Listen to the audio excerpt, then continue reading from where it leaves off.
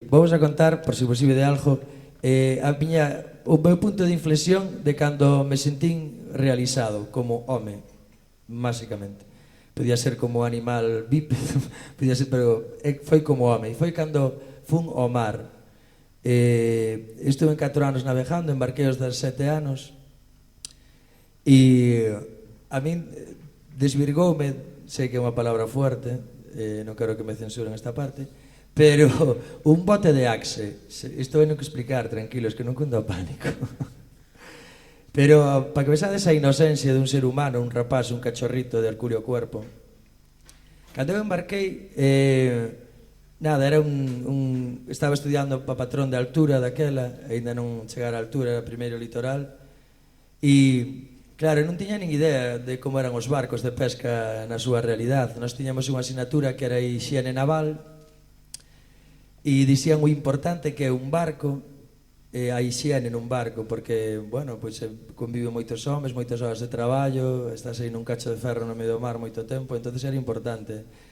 Entón dixen a miña nai, porque claro, eu non tuve moita transición na miña vida, eu pasei prácticamente de ir con miña nai ao cine, a irse a tomar mazado como unha pelota as barras americanas con estes homes de mar, non tuve así moito. E dixen a miña nai, mamá, como non quero molestar, e eu imagineime que as botas de ajo, os pés, sabes, que as botas de ajo a moitas horas, calcetins gordos e tal, chegas ao camarote e nós embarcamos 9 homes, había 9 homes no meu camarote. Entón quitas as botas e claro, o calcetín podes molestar, o olor pode molestar. Básicamente non queres molestar. Non é que a mí me cheiraran os pés demasiado, ou nunca, a non ser que vayas ao barato no calzado, pero aí estamos todos de acordo. Entón dixe, mamá, cómprame un bote de desodorante para pés. E miña nai cómprame un bote Axe. Por iso eu nunca uso Axe. Que podes usar Axe, cuidado, non quero arruinar esta empresa ahora. Só lo faltaría. Pero este é o que me marcou a mí, o meu punto de inflexión, o que marcou a miña inocencia. Hasta un antes e un hasta luego na miña vida. Entón, como era o barco onde eu embarquei? Chamábase o Mar Antillas. E era un barco de arrastre. Antigo, un barco que antes iba a bacalao e todo. Entón, embarcamos sobre a 1:30 da mañá, desta hora máis ou menos, pode ser un bo homenaje. Entón, cando abrimos a guarda calor, eu non sei moita xente que ten, non hai ninguén que teña un FP de náutica, non? Bueno, pois así estudiárades. O guarda calor, chamalle guarda calor porque é o habitáculo do barco, está a máquina abaixo e tal. Entón, que pasa? Que era un motor vello e grandísimo e o olor a gasoil se acumulou tanto dentro que cando abrín a porta do guardacalor, bueno, cando abriron entramos, había un olor a gasoil tan fuerte que eso era de menos, pero o gas che queimaba os ollos, che os arrancaba de sitio. É que era increíble, che chorabas como un miniño. E eu, mi madriña, tío, pero esperemos a que ventile isto, pasa para dentro, pasa, eu, Dios! Que aí casi vomito a primeira vez. Despois descubrín que hai un líquido amarillo no estómago que se acaba, bueno, ese é outro tema. Entón, isto todo é moito sofrimento. Conto con alegría porque sobrevivín a este drama, pero aviso vos eu para non, se tendes alguna idea de embarcar ou ser románticos e ir de mariñeiros, no. Bueno, pois, na porta do meu camarote, mira, meu camarote estaba encima da máquina. E na porta do meu camarote colgábanse as roupas de aguas. E as roupas de aguas todos, o que son os pantalóns de aguas, e os mariñeiros todos son pequenos ou as roupas de aguas veñen grandes, pero todo o mundo, nadie se preocupa en facerlle unha bastilla a punto de cruz, no, doblan así para arriba. E que pasa? Cando o peixe está en cubierta, todo o peixe se mete no dobladillo. E ese peixe, cando chegan adentro do barco, non quitan. O sea, simplemente deixan o peixe aí, quitan a roupa de aguas, se van a comer e tal, pero ese peixe chega a pudrirse e de feito se desintegra, volvese blanco e se pudre. E cando ves a un mariñeiro, e eso cría un ácido que consume a roupa de aguas, e chega un momento que esa bastilla se rompe e queda o pantalón a medida, perfecto. Se ves a un mariñeiro con pantalón perfectamente a medida, é que é un veterano. Bueno, pois ese estaba na porta do meu camarote. Mira, o cáter onde eu tiña que dormir, isto non é un simulacro, isto é todo real, cuidado. O cáter onde eu tiña que dormir era de goma espuma, non tiña nada, nin sábanas, nin nada, era goma espuma. E como antes dormía ali un engrasador, o rollo que ti cando te tumbabas ali quedabas pejado como... Porque o tío non quitaba a roupa non quitaba a funda ni nada, e se metíaste na máquina e salías como se te revolcaras no chapapote igual. E tumbábaste no catre e quedabas pejado tipo velcro, quedabas pejado ali, non te podías, bueno, como para dormir en calzoncillos, vamos, de broma.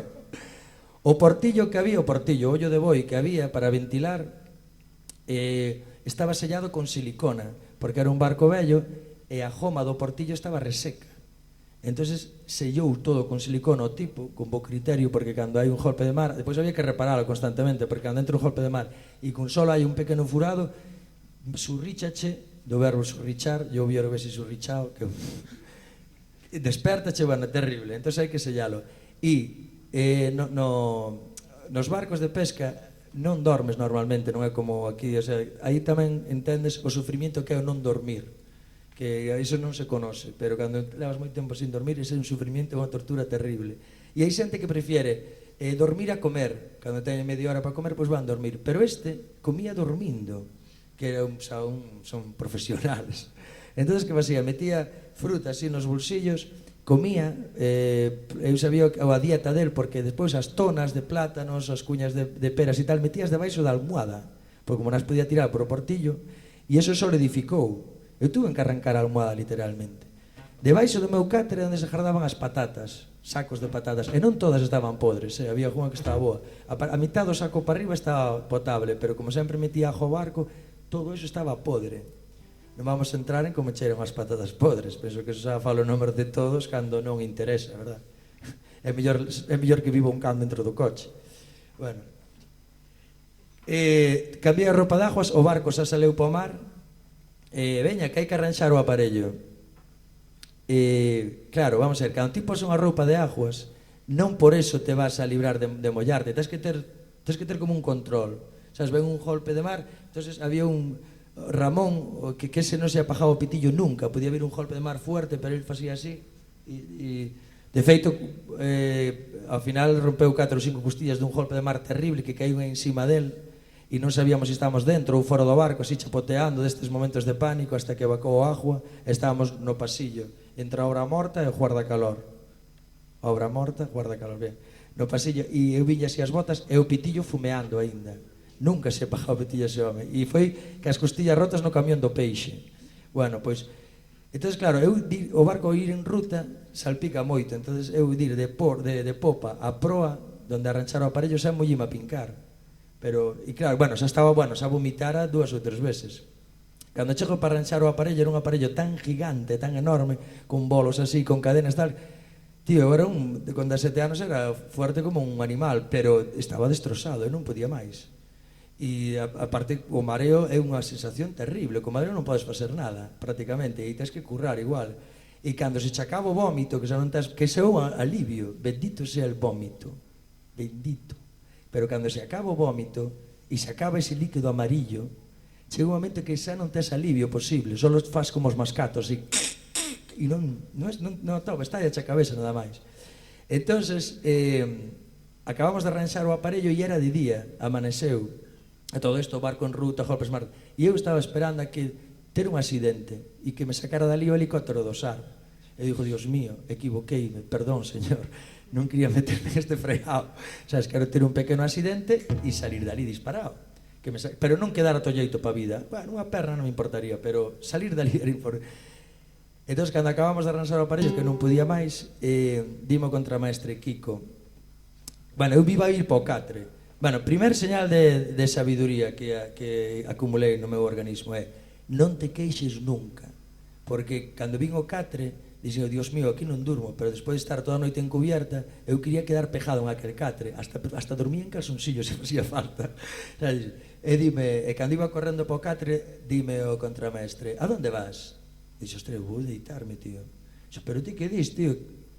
Meu pai embarcoume de engrasador, tes guardia na máquina hasta as 3 da tarde. Hostia, pero hai algún organismo que aguante isto? Eu estaba, exhausto. Dixo, pero veña, pasa, pero se me desmayo me recolle alguén ou como facemos? Que si caio na máquina e pero isto dixo totalmente en serio, podo porrer na máquina e que todo o mundo se olvida. Dixo, veña, pasa pa máquina, mira, metíme na máquina. Cando cheguei á máquina, pensei eu, Dios mío, outra octava máis alta de humildade e comprensión. E Dios mío, que bonita cubierta, aire libre, golpes de mar, que maravilla. porque na máquina ese olor, ese ruido, ese calor, eso era infernal. Eso non vou entrar en detalles. Cando salín da máquina, eu saía a deitarme, porque dixo, aguantei hasta as 3 da tarde como un campeón, solo salía así a cubierta a facer así, a botar como os mascatos, pero que ver un pouco de aire e nada máis. En isto que se levantan os mariñeiros e dime Kiko contramaestre, a donde vas? Ostras, tío, pero como que onde vou, macho? Dime que vai a tirarme pola borda, pero onde que es que vaya, tío, que non estuvo límites, non vou morrer. Mira, come algo, porque dentro de media hora viramos o aparello e ven cargado de peixe. Hasta ese momento na miña vida foi a peor noticia que me deran nunca. A cociña, só con un detalle pequeno da cociña. A cociña, diante dos fogóns, tiña unha capa de grasa tan grande, aparte de facer de comer sempre con tapa, porque as cucarachas co calor caían dentro. Cando eu fui un cociñeiro, cando tuvo accidente Ramón, que era o cociñeiro, collí unha espátula e dixo, Dios mío, unha persona bautizada non pode facer de comer aquí sin caer en pecado mortal, porque era asquerosísimo. Entón collí unha espátula na máquina e claveina para limpar eso. Cando a espátula entrou hasta o manco, usei o manco para colgar a espumadera. Dixo, aquí non se toca nada. Bueno, pois esa era a cociña. Aparte había que facer de comer con roupa de aguas, porque as mamparas tiñan pequenas picaduras de óxido e os golpes de mar, xurrichaba ti e te reventaba vivo.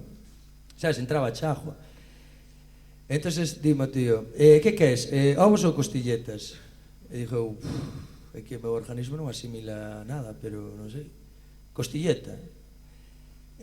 Saca unha bolsa así azul, cun bloque de xeo tamén azul, que estaba pejado, pero era así, tiña un toque rosa tamén, que debía ser carne, pero quen sabe que carne era eso. Rompe e tira encima dun cacharro así que había de aceite, que eu pensei que era para limpar o calentador, porque o aceite estaba super negro e había o calentador que estaba desmontado, e dixo, isto non, aquí non poden facer de comer aquí. Pois botan ali e pesa, e dime, queres patatas fritas? Eu, home, sí, tío, bota aí para patatas fritas como para unha boda, ahora xa, pois, saca unha fuente que había debaixo, tapada con papel para que non caen as cucarachas, que fritira ás 11 da mañán, que era chicle, era como plastelina, eran patatas fritas. Cortas así con unha espumadera, vos bota no plato, me bota a costilleta esa encima e me dá. Meu organismo non podía asimilar esa comida, nin así, canto máis en aquela que co estómago pejado. Para non ofendelo, collín o plato e tireino así pola borda sin que me vera para dar de comer aos peixes. E foi un pouco amarote. Como aínda tiña a roupa mollada, aínda estaba feito un cristo de toda a noite, de todo o día na máquina, abrín o bolso, que estaba ao lado do saco de patatas podres, e que vexo no bolso, o primeiro que vexo ali? O bote de Axe, tío, o desodorante para pés.